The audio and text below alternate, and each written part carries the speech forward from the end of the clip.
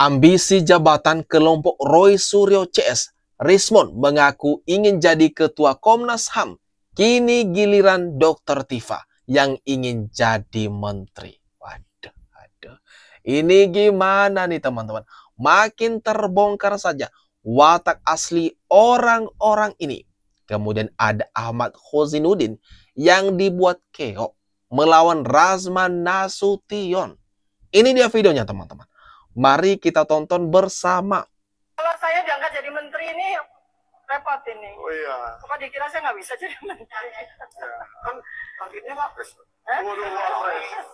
Ya, orang-orang ini tuh nggak tahu gitu loh. Kita tuh siapa, berhadapan dengan siapa. Iya.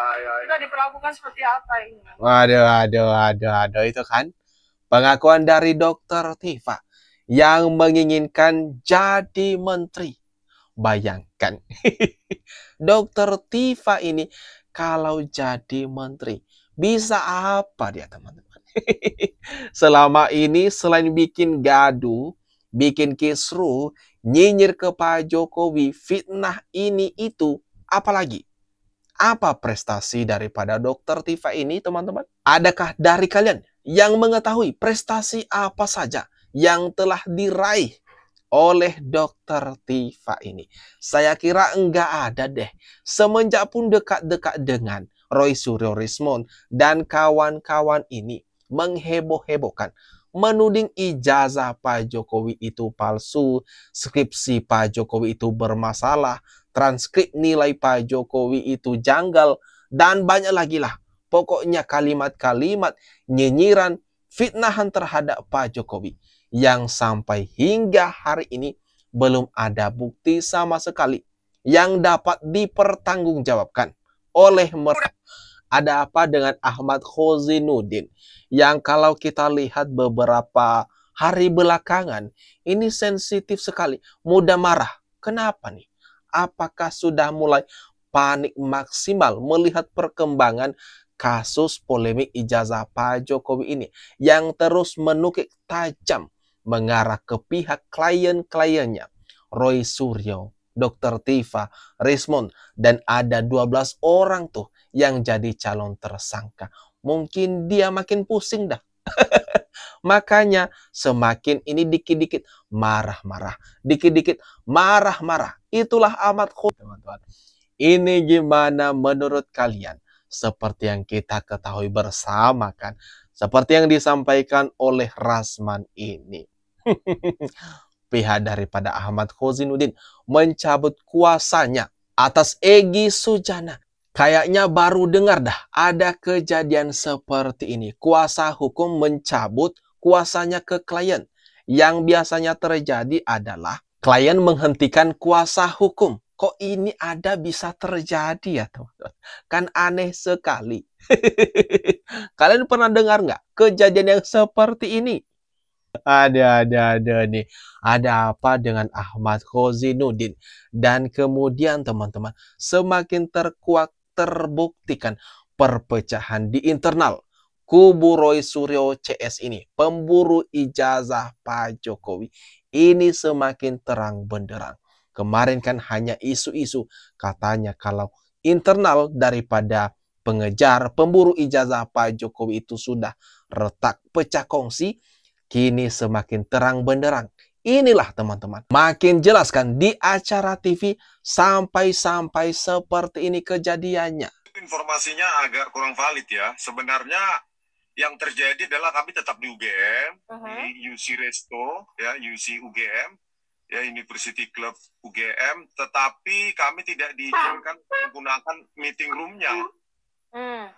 Jadi kami sudah DP 1 juta. Setelah itu isunya ada Polsek Bulak Sumur UGM dan Lidik UGM itu melarang kami untuk menyelenggarakan konvers terkait dengan terbitnya atau soft launchingnya buku kami yang berjudul Jokowi Sweat. Artinya nggak sempat di launching karena dilarang, terus berhenti di tengah jalan seperti itu atau gimana? Tetapi akhirnya di kafenya yang tidak khusus untuk meeting room-nya, di kafenya saja begitu. Nah, apa yang terjadi juga kami merasa diintimidasi juga karena listriknya sengaja dimatikan. Di menit ke berapa listrik dimatikan, lampu dan AC katanya ya? Mulai ada sejak awal itu, ya. Listrik dimatikan, AC juga dimatikan. Jadi kami panas-panasan dan gelap-gelapan di sana. Begitu, Mbak. Oke, tapi izinnya sendiri itu diurusnya sejak kapan? Dan apakah sudah menerima bukti bahwa izin tersebut valid? Ini kan cuma soft launching proses akademik saja, Mbak. Jadi sifatnya kan pertemuan ini sebenarnya pertemuan itu informasinya. Waduh, berarti fix ya. Mereka sebenarnya belum mendapatkan izin menggunakan meeting room atau berada di kafe milik UGM tersebut. Respon kami didiskriminalisasi juga. Saat launching buku Jokowi White, listrik dimatikan di ruangan meeting UGM.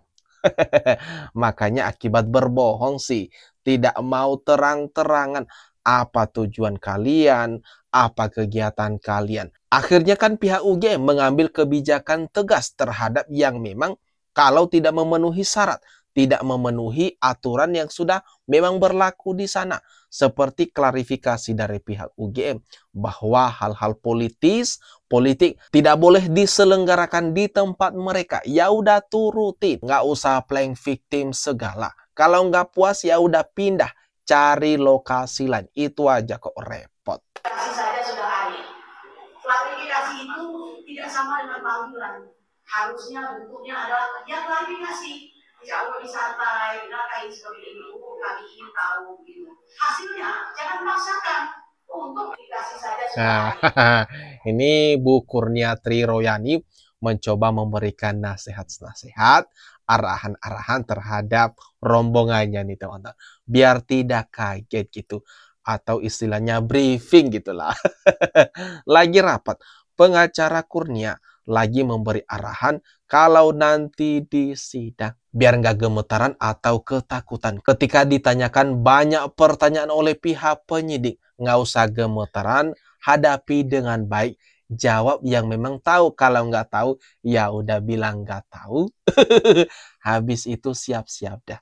Siap-siap ini kalian dihadiahi yang namanya rompi.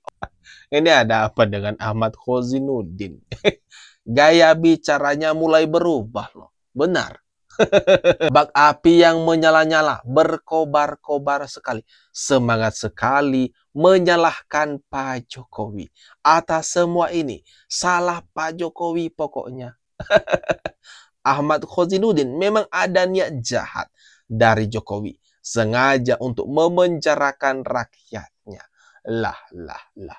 Kok jadi playing victim seperti ini teman-teman? Kemarin-kemarin kan beberapa tahun Pak Jokowi sudah sabar sekali menghadapi orang-orang ini yang menuding ijazahnya itu sebagai ijazah palsu. Tetapi gegara semakin ngelunjak, makin menjadi-jadi, maka akhirnya Pak Jokowi pun gerah melaporkan hal ini ke pihak kepolisian. Dan apa yang terjadi? Inilah bak cacing kepanasan.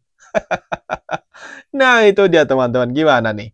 Kalau menurut kalian atas apa yang barusan saja kita bahas bersama ini, jangan lupa tinggalkan komentar terbaik pun teman-teman di kolom komentar yang ada di bawah ini.